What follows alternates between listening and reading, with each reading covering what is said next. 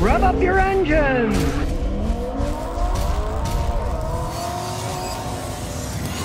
Michael Coloni says, '07 Acura RDX 90,000 miles. Code P2263 issued a check engine light. The dealer wants to replace the turbo for $6,000. It pulls fine, and I don't feel any difference. I can't pass inspection. Please help. Yeah, you know, when you get vacuum leaks or stuff wrong with the system, it won't pass emissions testing. They're trying to say the problem is in your turbo. It very well could be, but if it runs okay, So you're stuck between a rock and a hard place. Find a mechanic like me. Maybe he could just reset it, drive it a little, and if it'll pass the emissions test, then go get it tested right away. I do that for customers all the time. When they got some nagging thing that's going to cost a fortune, but it runs okay, a lot of times you can reset it. If it's got some kind of a vacuum leak, you can at least just patch it with duct tape or something. And then if it passes, you can just take the duct tape off if you want, as long as it runs okay. You know, there's always ways to get around stuff. If a car runs perfectly fine, but somebody's trying to rip you for that kind of money. Now, if you do have to replace the turbo, don't pay $6,000. Don't go to a dealer. You can get refurbished ones from many places all over the world online and replace it with a reconditioned one. There's places that will take yours and refurbish it for you. Greg B says, Scotty, is a 2.7 liter EcoBoost a good, reliable engine? Over time, understand what EcoBoost is. It means that it's GDI gasoline injection with insane high pressure spraying of fuel directly in the engine, and also turbochargers, which rams more air in the engine, so there's more pressure in the engine. And guess what? The more pressure, the faster something will wear out over time. If you took that same engine and it was just a normal engine with fuel injection and no turbos, and drove them both in the same vehicle, the one that's the EcoBoost is going to wear out faster. That's just the way that it goes. Strain them more, they're going to wear out faster. They work fine for, you know, usually the first few years, 100,000 miles or more. But eventually, it will wear out faster. Realize that. If you're the type of person that trades your vehicle in every 100,000 miles or so, you'd probably be happy with it. But if you want really, really long term, nah, you better not to buy that complex stuff. Senyad Trezelik says, when should I change all the fluids? In my 2014 Durango Hemi, I only drive 5,000 miles annually. Well, oil, it doesn't matter. It's mileage and or age. So you want to change the engine oil once a year. Use good synthetic oil, change it once a year. That's fine. The rest of the stuff, you're probably going to go more by time than mileage. Like, I would change the transmission fluid, but if you're only driving 5,000 miles a year, I'd change it once every 5 or 6 years, you know. And the coolant, you'd go by not the mileage, but the year. Like if you had that Toyota Hote coolant, that's good for up to 7 years. The Dodge coolant, I believe the factory stuff is good for 5 years. Find out how long it is, and then change it by the years, not the mileage, because things wear out over time. Find out what time for each, and change it at that time instead of the mileage, because you're not putting the mileage. They still degrade over time, especially the engine oil. Jay, Texas, 1974 says, live free or die. Scotty, can you tell me how long you can drive a car with a failing or bad torque converter? Thanks.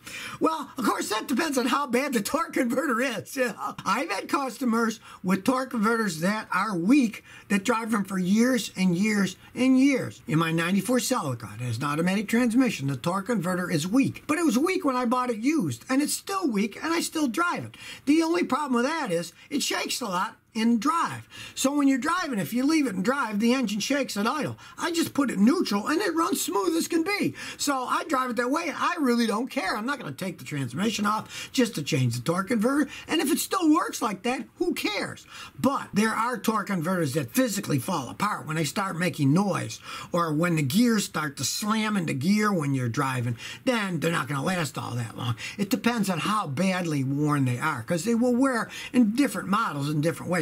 Some of them just have bad welds. GM had some with bad welds, and when the welds break, then it starts falling apart and clanging, and you got to change it sooner than later, or it'll destroy a bunch of other stuff. Eric Garcia says, Scotty, how's it feeling driving a GT Mustang 65? I've had 2005 and a Celica 2002. I feel like you.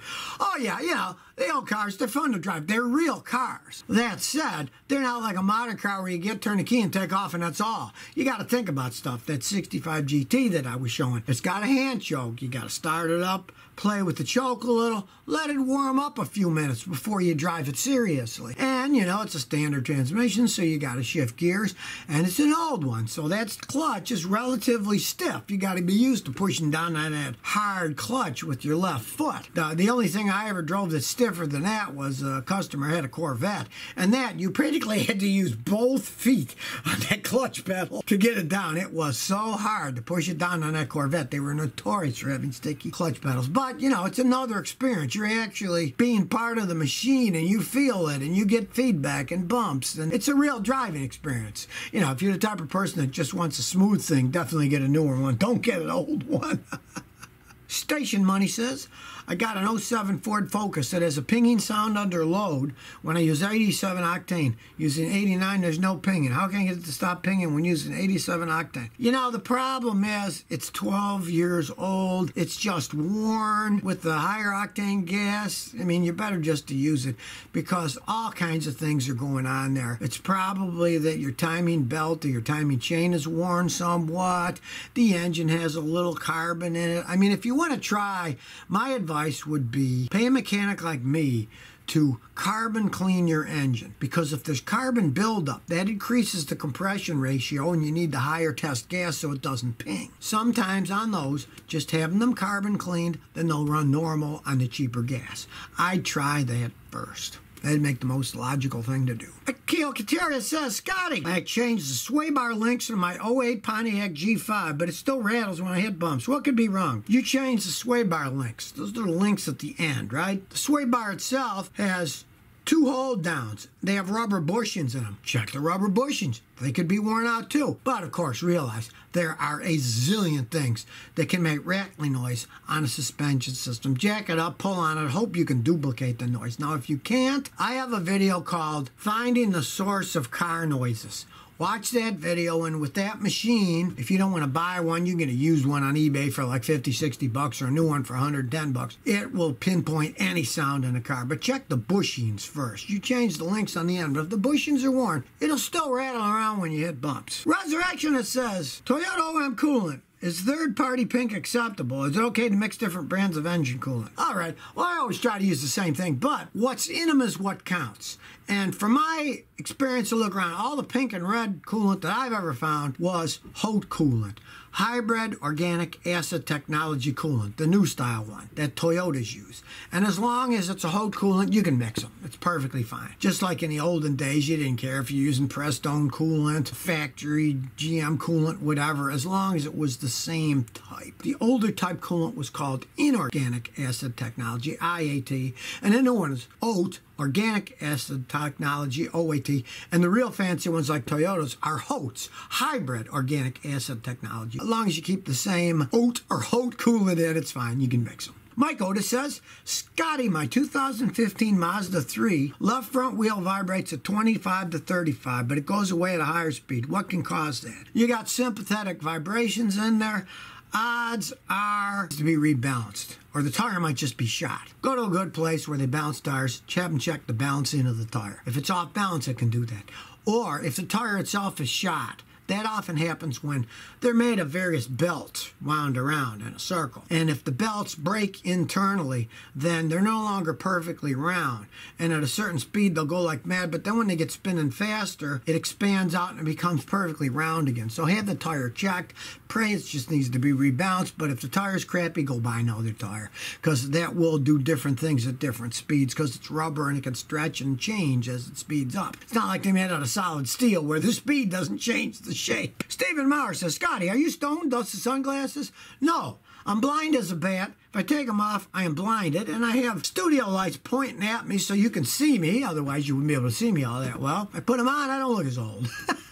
That's the old show business thing. With sunglasses on, you don't look as old. But no, I'm not stoned. I haven't done that stuff since college. And that was, let's see, 42 years ago.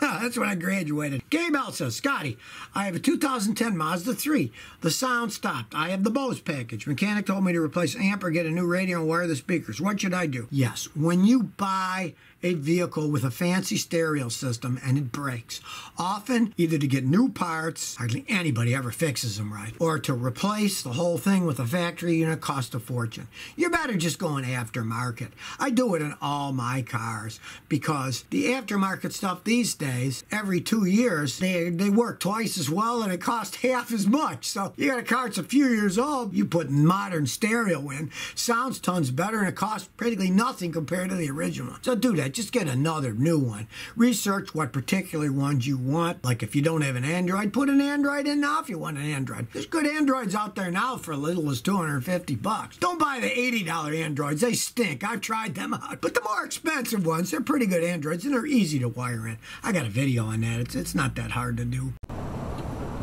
So if you never want to miss another one of my new car repair videos, remember to ring that bell.